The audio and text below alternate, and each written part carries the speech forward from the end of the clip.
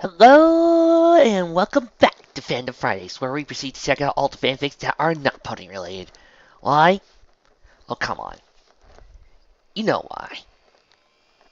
You come here for the main stuff, but Fridays is where we kick it out old school with some classics. Um, it's been about 2 years. Let's do Maternal Instinct again. Start off today, and then we'll move it to the Sunday slot. So, Chapter 2. We're having a baby. Darkness. That was all she knew at the moment. The darkness that surrounded her. It wasn't a bad darkness. In fact, it was quite peaceful. The kind one could get from a dream of sleep. It was comforting and held a promise that would keep away all the bad things in life. It was a feeling the great Teen Kim Possible rarely got, so she planned on enjoying it as long as she could. Oh, wait. What is it, Trixie? It's been about 2 years. Do you think maybe some of them would love to know what happened?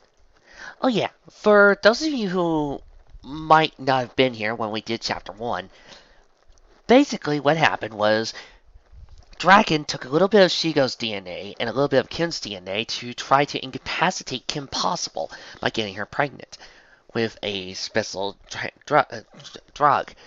However, when he fired, he missed and got Shigo instead. We have left off where Shigo has just told Kim the good news. Oh, and of course, Shigo owned Draken's ass. Unfortunately, that ended up by only about 30 seconds. Kim! Kim! She heard someone calling. The voice sounded vaguely familiar, but she couldn't quite place it at the moment. All she knew that it was trying to pull her away from her peaceful, non-dreaming sleep, and she couldn't have that. She fought off the annoying voice for as long as she could, but it persisted, drawing her ever closer to consciousness. She let out a soft groan as she slowly became aware of her surroundings. The first she noticed was the cold, hard floor she was laying on, probably concrete from the feel of it. The second was a soft breezing being blown by her right ear. Finally, she acknowledged the voice that was still calling her name. She cracked open an eye, only to make out a mass of black, peach, and yellow hovering over her. She blinked a few times as she reopened her eyes, and finally focused on Ron looking down at her concern. She could make out a pink blur from the corner of her eyes, fanning her with something white, and assumed it was Rufus using a handkerchief. Oh, Ron? She asked, uncertain. It's me, Pete, KP. You okay? He asked. I just had the most horrible nightmare. Did it have anything to do with Shigo saying you're her baby's daddy? Kim's face crunched over confusion at that remark.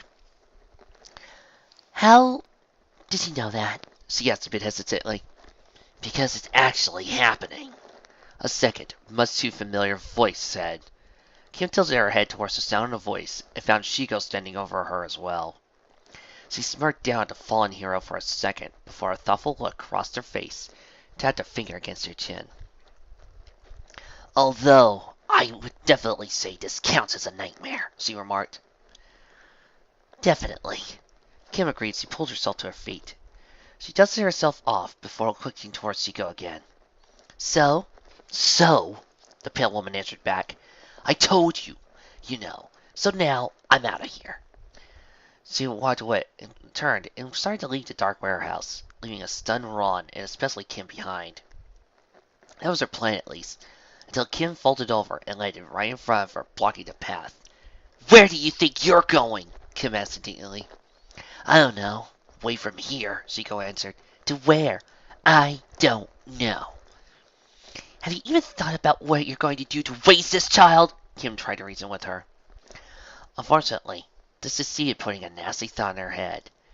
Panic and fear gripped her as she gripped Shigo's shoulders, a bit more tightly than the villainess would have liked. You are going to have this child, right? She practically repeated. Calm down, princess. I've already went through that, and yes, I am having the baby, Shigo reassured her. Kim lowered her head and let out a sigh of relief as she thought about the statement. However, anger suddenly flared up inside of her. It was an anger she had never felt before. I couldn't quite explain where it came from. Part of her knew it was irrational, but she couldn't fight it. As it washed over her, she gripped Shigo's shoulders tighter, surprising them both. She slowly lifted her head again to give the woman a glare that cut right through her soul. You did what? Kim growled in an eerily soft voice. Shigo stammered, taking it back to Son James. You tried to kill my baby? No! The older woman shouted as she brought her hands and swatted the arms holding her. I am trying to tell you I didn't do that, and I'm the one actually having the kid. It's still a part of me. It's a part of me, too! Acting on instincts honed from the previous encounters, the two rivals took defensive stances and stared coldly into each other's eyes. Shiko ignited the plasma around both her hands, forgetting about her condition for the moment, focusing only on the one thing that seemed to make sense right now, beating Kim possible. For her part, Kim was trying to keep herself calm, but the idea that Shiko had suggested to try to kill made her blood boil. Over the time they had known each other, the pale woman seemed bent on taking everything from her. It now almost took her legacy. There was no way Kim was going to let her get away with that. Excuse me, ladies. Ron spoke up, trying to break the fight before I started. Need I remind you that you only came here to talk, and that one of you really shouldn't be fighting right now? They turned their heads toward him and stared at him blankly. He waved at them nervously and gave an awkward smile, hoping at least Kim would come to her senses and keep from hurting herself or Shigo, or most importantly, him. Fortunately, Cena's luck held out this time, as Kim sighed after too long a silence and relaxed her pose. He's right, she said in a soft, apologetic tone. We can't fight with you like that. Yeah, I guess not, Shiko agreed, sounding oddly disappointed as she deactivated her powers. There we go. Now maybe we can go talk about this very sick and wrong subject in a civilized manner, Ron advised, as he had stepped forward and placed a hand on each of their shoulders. They glared at him and he quickly withdrew, holding his hands out in front of him as a "It's cool" gesture. He was about to say something when Rufus scampered up his shoulders and held the blonde's lips shut with a little paw. The ball ran inclined. His master chose wisely to listen and merely stepped back to let the two women continue their conversation. With him out of the picture, they once again looked at each other, but this time with a much more gentler gaze. In fact, it seemed Kim and Shigo was looking guilty about something. She was about to ask another question, but was cut off before she could even open her mouth. Look, Shigo stated, I did think of having an abortion. Not gonna lie to ya. First time for everything, Kim muttered as she folded her arms over her chest. Shiko gave her a dirty look before continuing. But I decided I couldn't go through with it. The redhead let out another released sigh as he overheard her arms. Not that I'm complaining, but what stopped you? She asked. Believe it or not, Princess, you did. I did? Yeah. I kept hearing your annoying voice nagging at me as I stared at the clinic. Kim went back to her annoyed, Gee, thanks. Welcome. She smirked. Her expression went back down and melancholy as she continued. Plus, I figured you had the right to know. Like you said, this baby is a part of you too, and... What and? For the first time, Shiko found herself afraid to unface her opponent. She turned away from the teenage hero as he placed her hands protectively over her stomach. You met my brothers, she said over her shoulder. You know what happened to us. The meteor changed our lives in a lot of ways. The obvious, of course, being our powers and, well... She waved a hand across her face. But it changed us in the inside, too. Everything still works the same, but our genes kind of got skewed, let's say. Because of this, well, didn't think I'd be able to actually have kids. So then this happened. You were amazed and thought that this was your only chance to bear a child? Kim offered. The raven-haired woman chuckled at the reply. You know, it did always amaze me you could do that. It's a gift. Silence filled the warehouse, trying to figure out their next move, while Ron and Rufus continued to watch from the sidelines. Now that the details of the situation were all in the open, all that was left was to figure out how to deal with them. For Shiko, that meant trying to figure out exactly what she was going to do now. She decided she was going to have the baby, but she didn't really know the first thing about child rearing. With all that had happened in the past, there was no way she could turn to her family. Not that she would really want to. Technically, she could raise a child on her own, as she had enough money saved up from her Phyllis career to support herself and the baby for quite some time. Plus, it wasn't like single parents' homes were rare in this day and age. Still, the thought of raising the child by herself scared her. She hadn't really felt truly scared like this since the meteor changed her. After that, she figured she could handle anything life threw at her. Of course, she never expected anything like this to happen. But she could handle it. She knew she could. She just needed to take a moment to think of a plan. Before she got too far into said plan, her train of thought was broken when she felt a gentle hand on her shoulder. She turned to find Kim standing closer to her and giving her a soft, reassuring smile. Something she thought she would never see directed towards her from the redhead, and it was a little unsettling. It was strangely comforting, too, and much to her surprise, Shigo found herself relaxing because of it. Look, Kim started, speaking softly.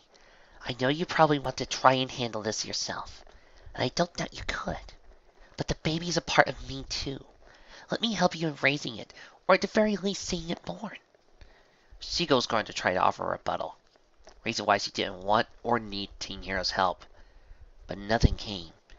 Instead, she simply smiled and closed her eyes while she took her head. All right. The smile that Kim's lips curled into a threatening split her face in half. She didn't know why the announcement made her so happy, and at the moment, she didn't really care. That's great, she said enthusiastically, and reached out and grabbed Shigo's wrist. Come on, I know where we need to go now. What? Shigo stammered when she suddenly found herself being dragged along with the redhead. Run, let's go! Kim ordered past him.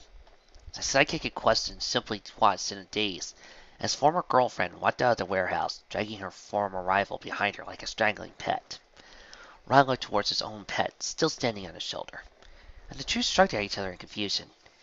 He didn't know where Kim wanted to take them, but he was certain that all this craziness was still just getting started. Milton was by no means a big city, nor was it a small town. Merely a town. Despite its relative smallness, Kim knew it was a good drive from the warehouse, where Shiko had requested to meet in her new destination, Milton General Hospital. The two buildings were on the opposite sides of town, so she knew she had to hurry if she wanted to get there in time. Of course, it was almost 7:30 on a Friday night. She knew she was pushing her luck in thinking that the person she wanted to see was still even there. Well, it was the only thing she could think of doing at the moment, so he hoped that he was there. While Kim was focused on who they were going to see, Shiko was focused more on where they were going. Even before she got their powers, she never liked going to the hospital. In other words, it was one of the very few things she would admit to being afraid of. So like all doctors ever wanted to do was poke and prod, was making her feel like a rat in a cage. So when Kimmy finally let it slip they were going, her first instinct was to throw the car door open and roll out to freedom. That idea was squashed, however, when she remembered her current condition. So she settled for simply slumping back with her legs crossed and arms folded as she glared daggers into the back of the girl's head, hoping to convince her to take her somewhere, anywhere else. Unfortunately, that tactic didn't seem to be working. With a sigh, she resigned herself to the fact that she was going to a hospital, whether she liked it or not. She glanced out the window to try to focus on something else. But Milton offered very little in the way of eye-catching sights. It was certainly a far cry from the tower buildings and neon lights of Ghost City. How someone like Kim could stand to live here she would never know.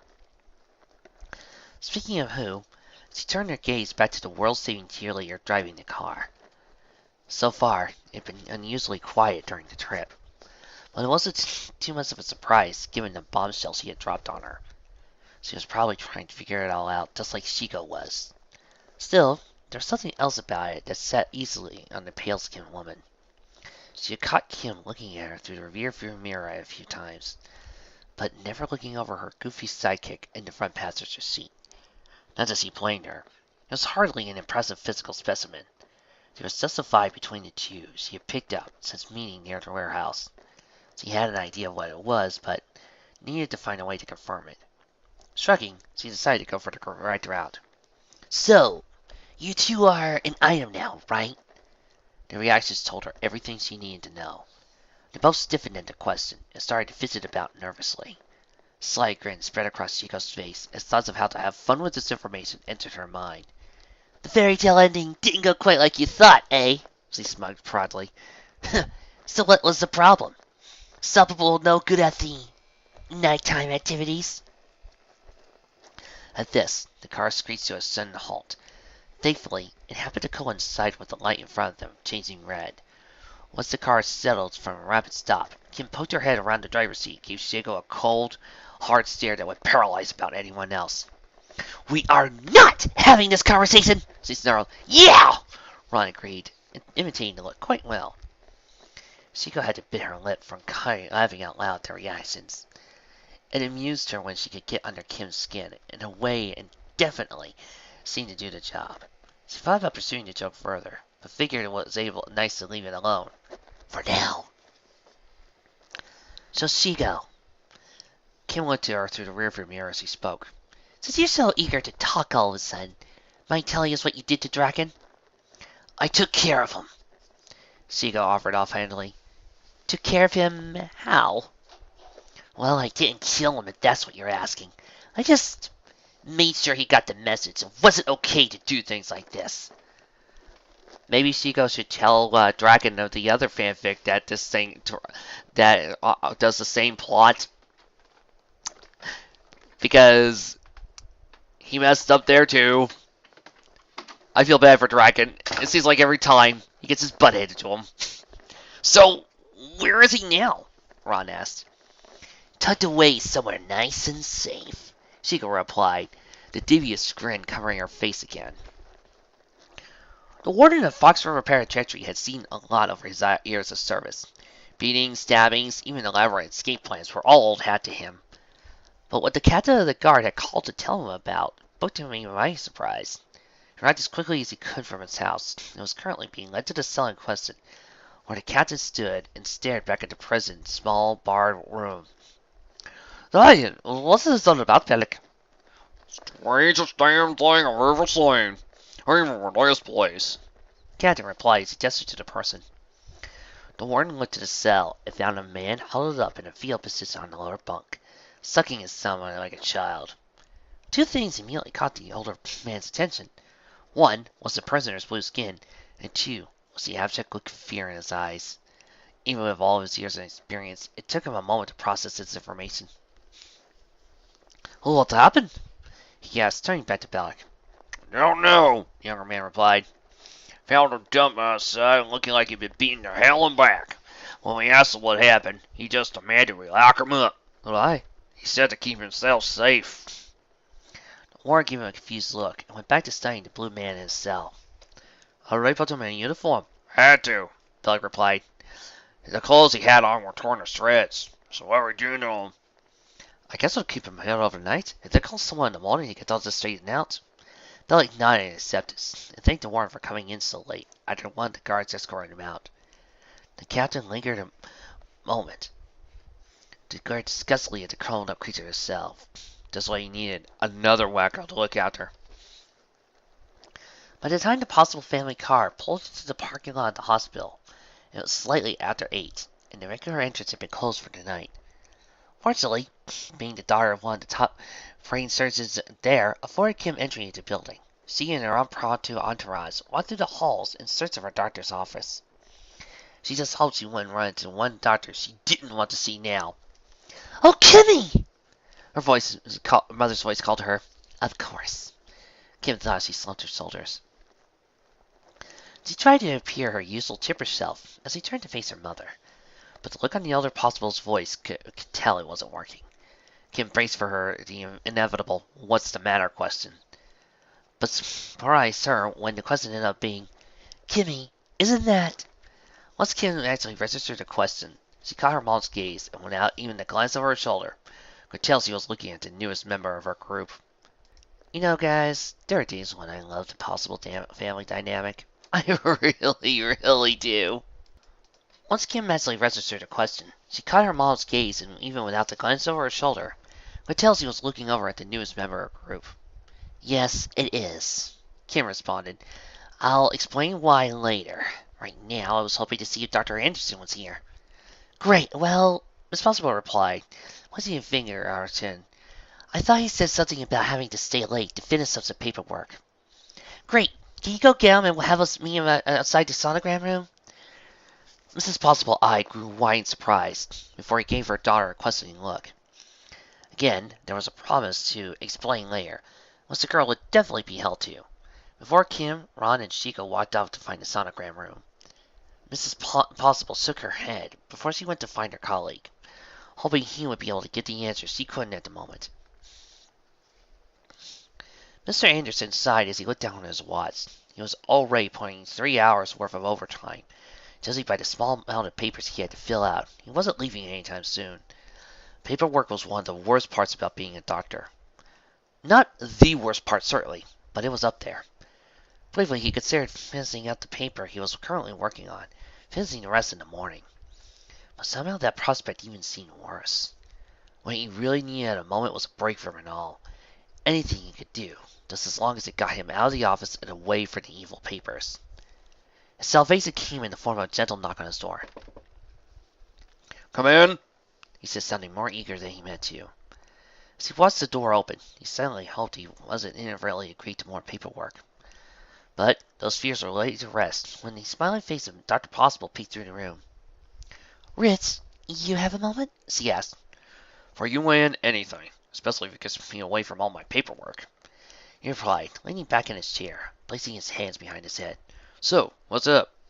Well, Mrs. Possible replied, stepping into the room fully. It's, honestly, I don't know what it is. Kim just came in and asked if you're available. Asking for one of my favorite patients. Where is she? That's what concerns me. She wants to meet you in the sonogram room. At that, he leaned forward in his chair until his elbows touched the desk, and he gave her a confused look. Is there something I should know? He asked. You and me both, Simona replied. He continued to give her an odd look for a few seconds longer, before he tilted his head some and raised his eyebrows in a gesture of acceptance. Then he stood up, grabbed his doctor's coat from where it hung on the stand behind him. Well then, let's find out together.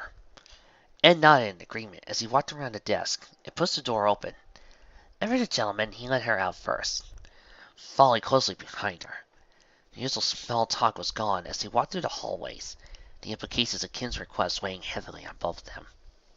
But obviously much more on Dr. Possible.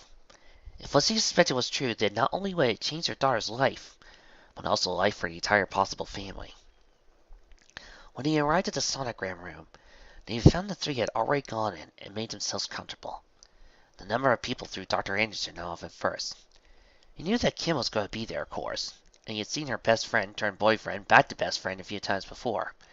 But the pale-skinned woman in the black and green catsuit had been a complete and utter surprise. Judging by the way she was glaring at him, he could tell she didn't want to be there, as he didn't really like doctors. Also the fact that she was the one sitting on the medical bed gave him the distinct impression she wasn't the one needing a sonogram. Still, he wanted to make sure. So, he said tearfully, who here thinks they're having a baby? Oh, we don't think, we know. And it'd be her, Kim replied, pointing to Chico. Oh, thank God! Miss Possible sighed, causing her daughter to give her a confused look. I thought for a moment you had done something foolish. Mom! Give me a little more credit than that! She screamed, her cheeks turning red. I know, honey, but you have to admit this is a little strange. I know you want to help people, but why who tried to kill you before? It's part of the long story I'll explain later. Well, as you could deal with on your own time. Right now, I have a patient I need to. Dr. Anderson says he walked over to Shigo. Being as stubborn as ever, Shigo eats away from him, causing the thin sheet of wax paper on the bed to crinkle under her movements. Dr. Anderson stopped mid-step and considered her for a second. Her eyes seemed to confirm his earlier guess about her not liking doctors. Adjusting quickly to the situation, he eyed the relatively short distance between them and looked inevitably at her stomach. Even this accent caused her to feel a little bit uncomfortable as he folded her arms underneath her breasts to cover them. The more he looked at her, though, the more agitated he seemed to get emphasized by the bouncing right leg over her left. Get a good enough look yet, Doc? She snarled. Honestly, no, he replied calmly. I'm trying to see how far along you are, and judging by how little that suit leads to the imagination, I'm guessing not much. Want to help me out? She stayed silent for a moment. A month. Now, good. We're getting somewhere. Now, do you know who the father is? Even as he asked the question, his head subconsciously turned to look to Ron, causing the other eyes in the room to be directed towards him as well. But he stayed oblivious for a few seconds longer. When he finally did hit to who was why they were looking at him, he let a violent panic yelp as he stands up defensively. No! No! No! No! No! No! No! No! No! No! No! He said, backing up away from them. Please don't insult me. Alright, so if it's not him, then who is it? Dr. Anderson again. Yeah, see, that's kind of the complicated part, Kim spoke up. It's Kim, Seiko said offhandedly, jerking her thumb towards the redhead. Silence encompassed the room. The confusion and uneasiness surrounding the group seemed to drown out the noises from the rest of the hospital and place the sonogram in its own private bubble. Kim's cheeks flared once more as she visited around nervously. She could feel her mother's shock and questioning gaze burn right through her. She turned around slowly and tried to look as innocent as she could, but knew it wasn't working. The stern look on her mother's face demanded an answer right now. She wasn't sure it could come up with one.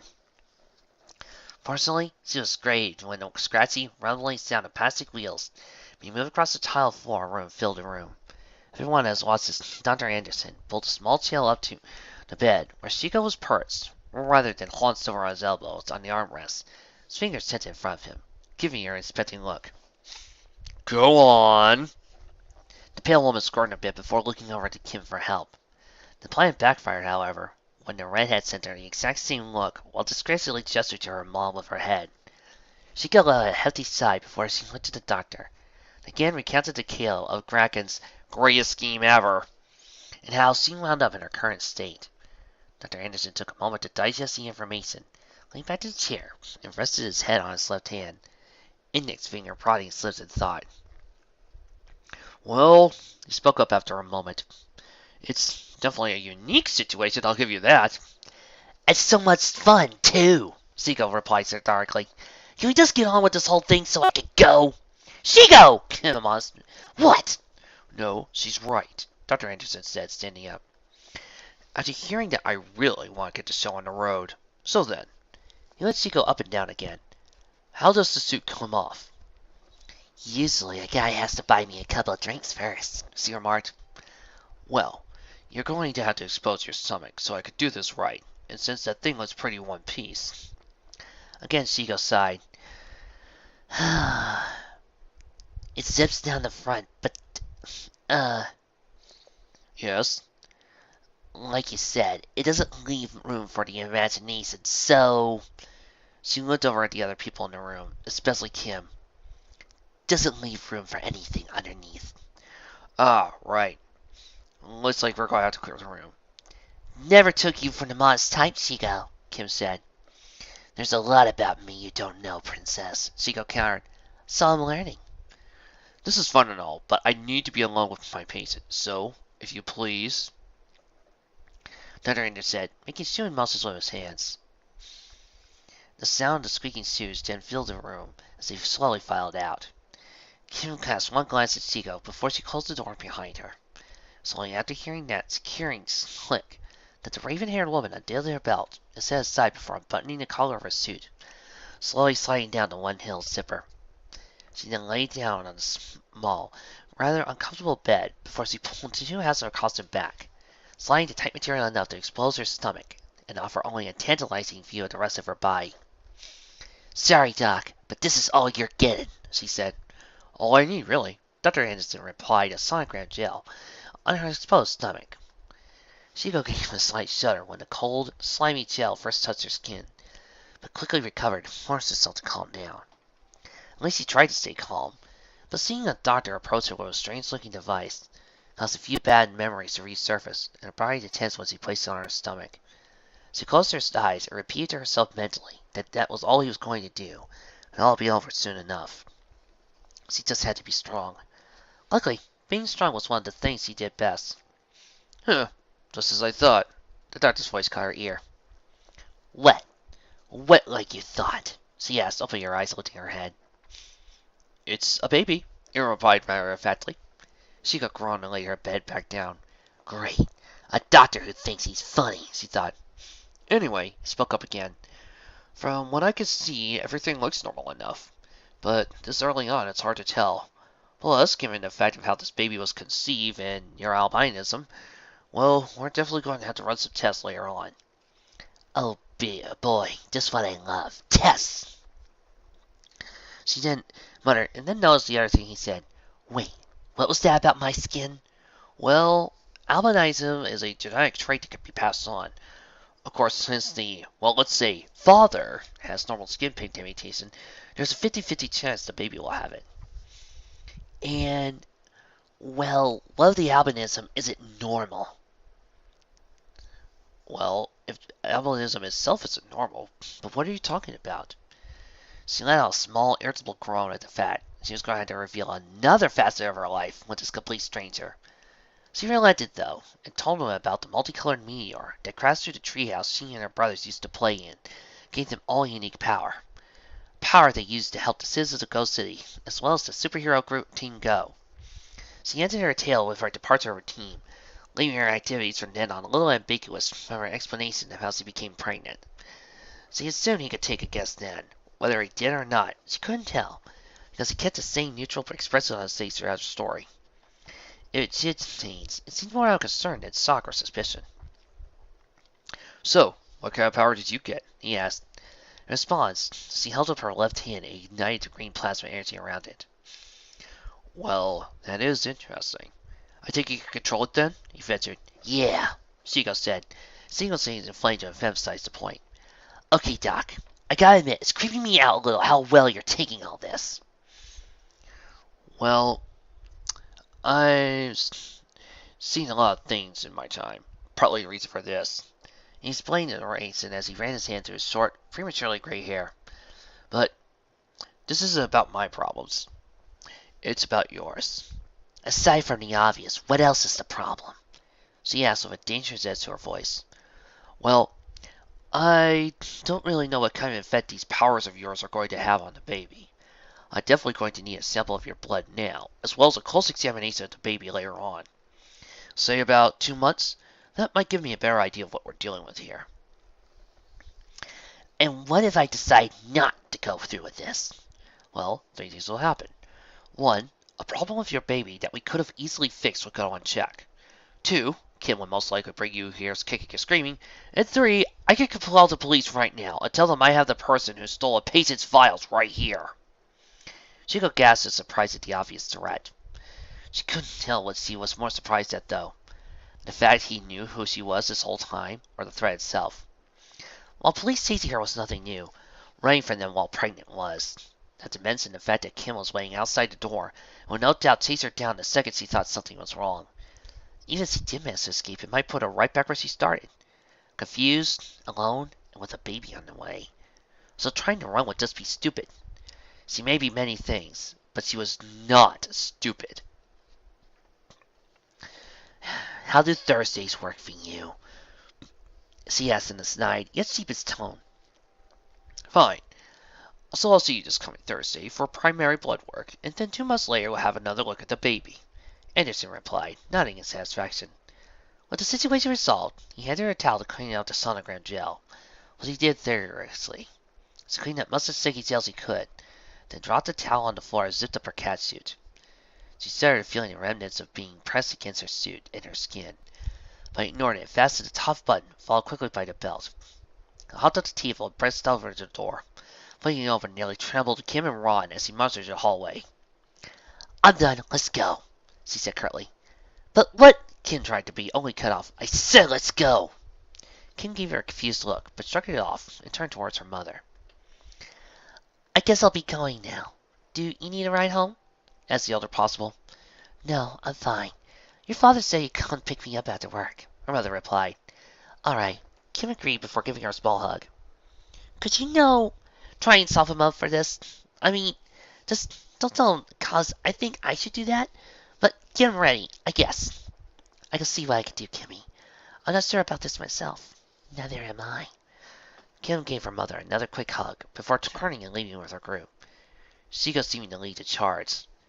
Impossible watched her daughter disappear into the sea of people still in the hospital and let out a large sigh. She wasn't sure how to explain the situation to her husband, or even what was going to happen from here on in. She knew that Kim would attack it head on like she did everything, but didn't think her daughter was ready to be a mother just yet. For that matter, she wasn't ready to be a grandmother just yet. Never a dull moment for you and your family, is there? Anderson mused, breaking her thoughts. They are far and few between, she said distantly. Kim's hands tightened around the wheel as she turned the corner into her neighborhood. As she drew closer to her destination, she began to rethink her plan, such as it was. The feeling only intensified when she looked at the Pearson in the seat next to her. She had dropped off Ron. She insisted he sit in the front so she could more easily talk to the world-saving cheerleader about what they were going to do about their oncoming child. At least, that's what she assumed Seiko was up to. But she hadn't seen no words as she repositioned herself. This left him to carry about the only things he could do. Take Seiko home with her. An idea was begging her to regret.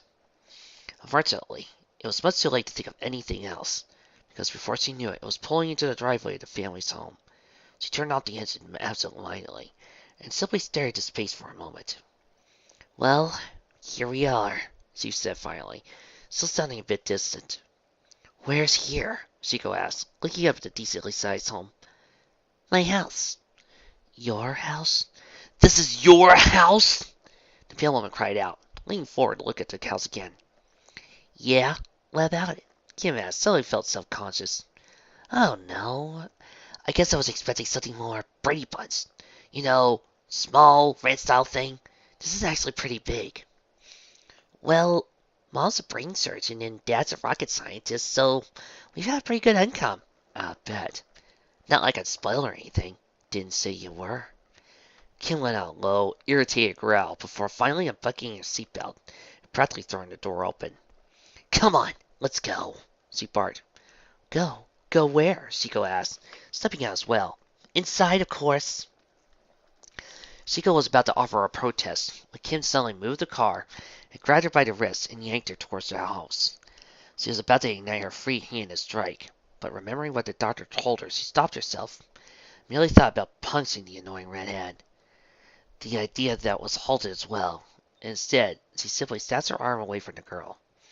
When Kim gave her a questioning look, she gave her an irritated glare in return. Kim sighed before she made a polite motion for the older woman to follow her, which surprisingly she did. When they entered the house, Chico was taken aback. When Kim crouched down and began searching the house, she would use to look for traps on one of the dragon's bases.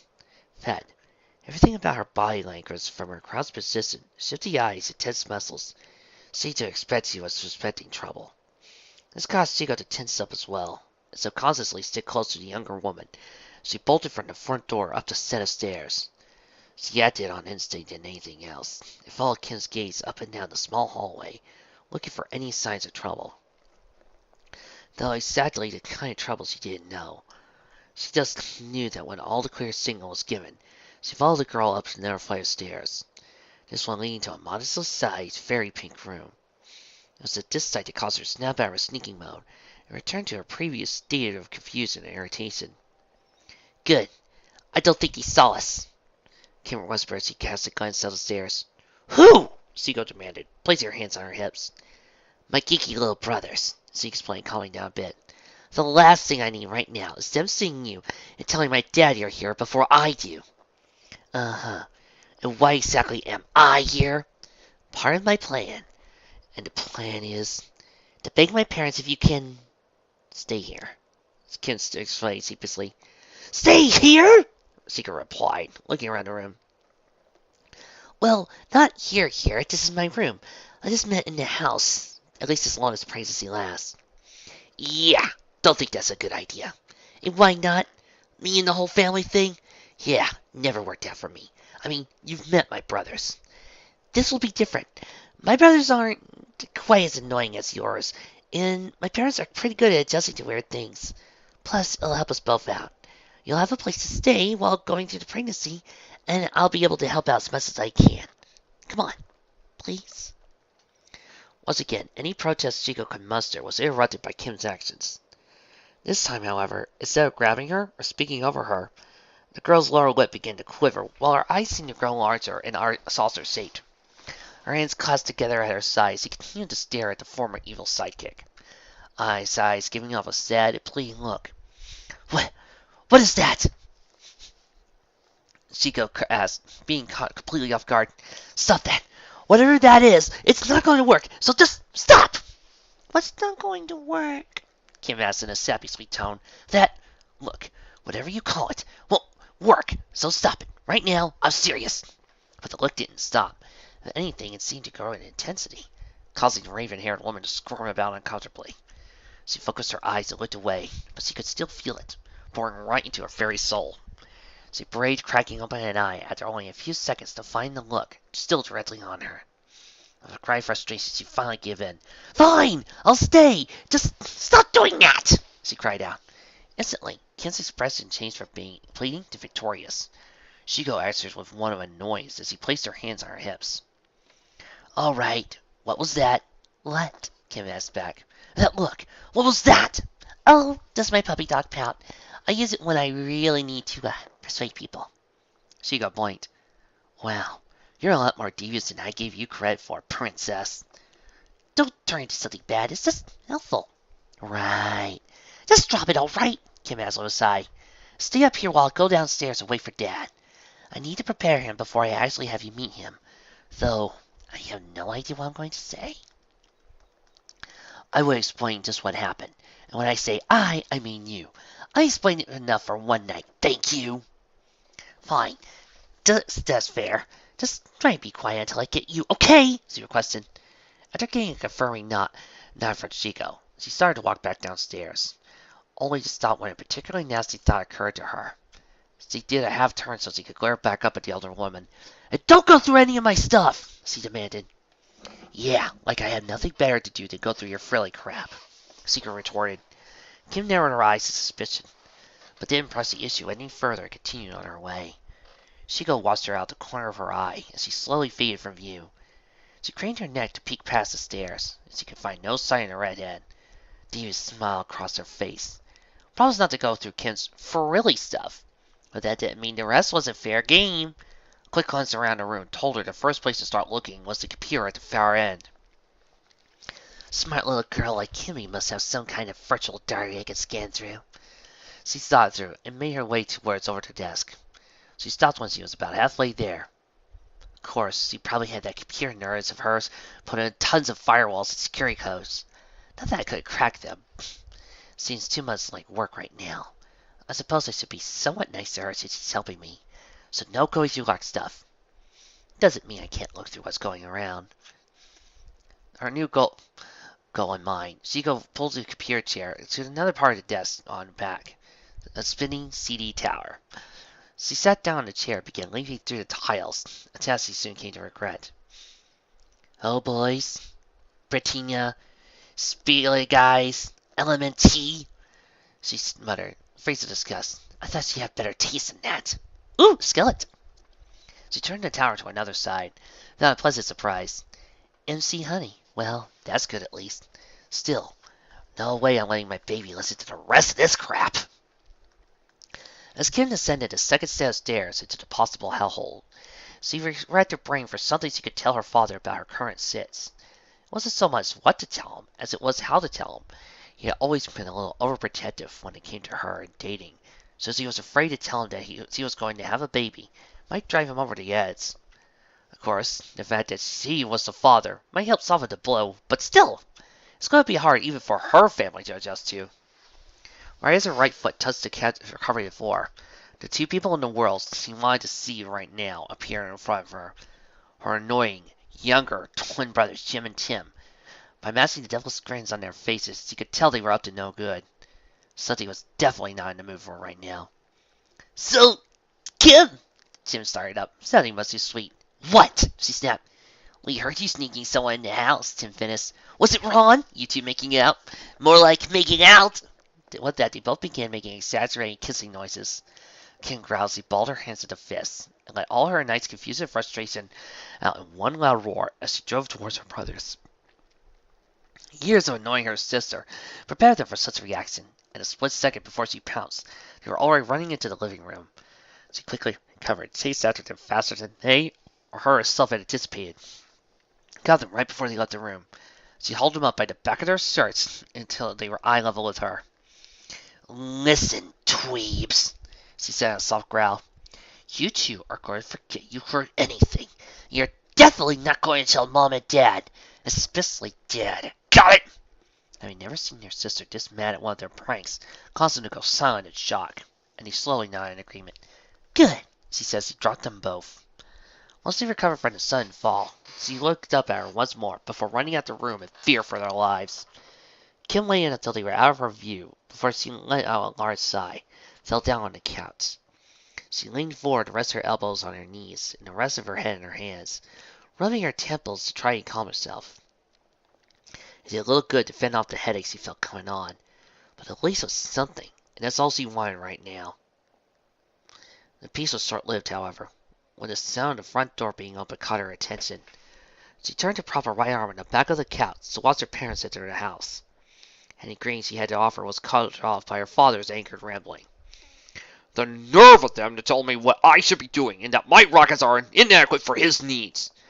Dr. Possible muttered as he stepped to the living room. Hi, Dad. Rough day? Kim offered. Very. He sighed as he fell down to his chair.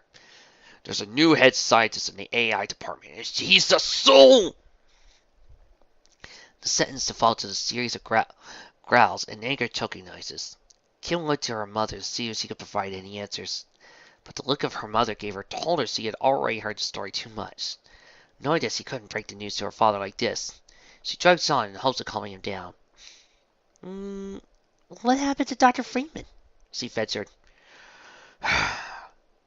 Went to a private company when they offered him more money. Aperture Science? Black Mesa? Yeah, I don't see a problem happening there. I should let you guys know I made that joke and I've never played Half-Life. Like, at all. Not in the least. That's odd. Doesn't seem like the kind who chase money. Normally, no. But his company was willing to put up with his inconsistencies. Ah, Kim nodded in understanding. So, this new guy's not working out then? Well, yes and no. Dr. McCoy's a genius in his field. The problem is he knows it, and he wants everyone else to know it. Even poor Vivian, who's supposed to be his partner on the project. Oh, that can't be good. Not at all. She's already defensive about people not taking her seriously because of her looks, and now she has to deal with someone who cuts down her actual scientific work. He sighed again and shook his head. It's just frustrating for all of us. Kim nodded silently as he leaned back against the couch. Her father seemed a little more calm now, but she wasn't sure it was time to break the big news. At the very least, he had to think of a very delicate way to tell him so as not to set him off again. So, your mother said you had something to tell me? He said, throwing her completely off guard. Yeah. Well, you see, the thing is... Mom! Dad! Jim and Tid shouted as he ran to the kitchen. Kid stuck someone up in the kitchen! That was definitely not a delicate way to break the news. Kim glared at her brothers in pure, unfiltered rage and wanted nothing more than to jump over the couch and make them pay for their little outbursts. Any thought of revenge was halted, however, when her dad's own intense stare cut through the fog in anger. It forced her not only to come to her senses, but also to shrink back into the chaos of uncertainty. Kimmy, is this true? He asked in a measured voice. Well, yes, but it's not what you think, she defended herself. And what is it I think? James. Mrs. Dr. Possible spoke up, placing a calming hand on her husband's shoulder. I think this has something to do with what she wanted to tell us. You knew about this? He cried indignantly. I know some of it. Kim, why don't you go upstairs and bring down your friend? She suggested, looking at her daughter. Kim silently thanked her mother and bolted up the stairs. She slowed her pace once he came to the stairs and led her to her room, not quite sure what to expect from Chico. Thinking about it now, it seemed like a huge mistake to leave the woman who was months of her arch rival as Dragon was alone in her bedroom. But she didn't have much of a choice. Chico? She called, stepping more fully into the room. Over here, the other woman replied. Kim went to the direction the voice came from. Found Shiko crouched down in a small display case that held some of her most cherished displays. You collect cuddle puppies. Shiko asked in disbelief as he crooked her eyebrow. Yeah, what's wrong with that? Kim asked back, folding her arms over her chest. Nothing at all. 5 years ago. And what's with the music? She pointed behind her at the tower. What's wrong with my music? The Lion King soundtrack? I like it! Kim shot back. It's not like any of this is really important right now. Maybe not. Shiko agreed as she stood up. But I just love to annoy you. You're doing a great job of it, she muttered as she turned back to the stairs. Now come on, I'm going to try to explain all this to my dad. Oh boy, me the parents. Kim shot her another look, to which Shiko merely held up her hands to indicate she would stop. Satisfied, the younger woman led her down 2 flights of stairs and into the possible living room, where her bewildered father waited. Once carefully, she stepped in front of his chair and stood there before him as they were peasants asking a medieval lord for some favor. At least, that was the impression Kim gave off, with how jittery she was.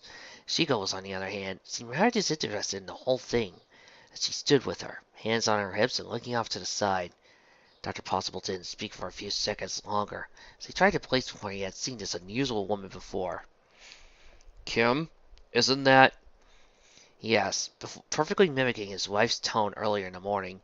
Yes, this is Dr. Draken's former sidekick, Kim explained, gesturing towards the woman. Former assistant, Shiko corrected. Right. Anyway, she's here because she's pregnant. With my child. Much like his words echoed his wife's statement earlier, so did to his actions as his eyes widened, and a look of complete shock overcame Dr. Possible. He looked back and forth between his daughter, his teenage daughter, and the older woman at his side. Even usually brilliant mind, he had no trouble plotting loss vectors and mixing complex chemicals. Couldn't process this simple bit of information. It just seemed impossible. A word he rarely used. How? He messed his spit up. Draken devised a retrovirus for her DNA that was supposed to infect me and make me pregnant. But after a slight mishap and a cut to my arm, Shiko ended up one with a baby instead. Kim explained as succinctly as possible. And this isn't some kind of joke? Only on me, baby, Shiko scoffed. Kim tried to ignore her. No, this isn't a joke. It's actually happening. It is, Dr. Possible answered. I was there tonight in the hospital when he went to see Mr. Ritz, and he confirmed it. All right, Dr. Possible said, slowly taking it all in. So, what are you going to do now?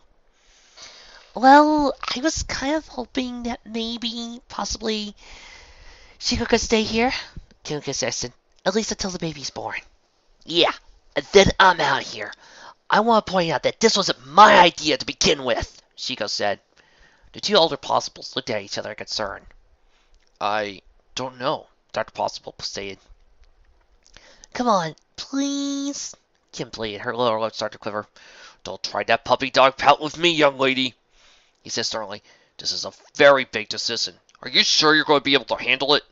Of course. I could do anything, remember? That's what you say, but having a child is a big responsibility, Mrs. Possible spoke up. Might I remind everyone that I'm the one having the baby? Shiko asked rhetorically.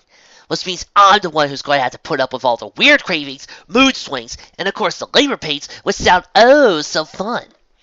Wait until you actually experience them, Mrs. Possible muttered. What I think your mother is trying to say, Dr. Possible spoke again, drawing their attention, is that you need to be ready for what raising a child's going to be like. Both of you. At that thought, they both began to squirm uncomfortably. Shiko shifted her weight from one foot to another as she twirled her thumbs behind her back. Kim kept her gaze moving throughout the room, looking to the ceiling and floor, and furniture and anything else that prevented her from looking at her parents. She couldn't look at them now, because she knew they were right. She spent the last few hours convincing Shiko to let her help with the baby. Never took a thought of how she would help. Or even if she could, she knew she had to help somehow. You're right, she said softly after a moment. We haven't really thought what it's going to be like to raise a child. When did I ever say that? Shiko said suspensively. Well, have you? She made a small scoffing sound, but said nothing else. That's what I thought. Kim remarked and looked to her parents. So what better way to learn than in a house with a wise, loyal, caring family? The possible parents looked at each other again. They knew their daughter was laying on a little thick, but they also knew she was right. Well, all right. But don't let this distract you from your schoolwork, Dr. Possible told Kim and looked towards her hospital. And you, as long as you're living under my roof, you'll follow my rules. First and foremost, no fighting. Like I'll be in any condition to fight here in a few months, Seiko muttered. Come on, I'll show you to the guest room. Mrs. Possible spoke up, walking to the pale woman. Surprisingly, Seiko offered little resistance as the elder Possible led her through the house. As she imagined, their house was decorated with multiple family pictures, dedicating the kids to their lives at various stages. Rather plain-looking furniture, and a surprisingly dull color of blue-gray wallpaper. She half expected the walls to be some kind of insanely bright color, like sunshine yellow or something similar. Overall, it wasn't a bad house, but it had a sense of family comfort that made her feel uneasy.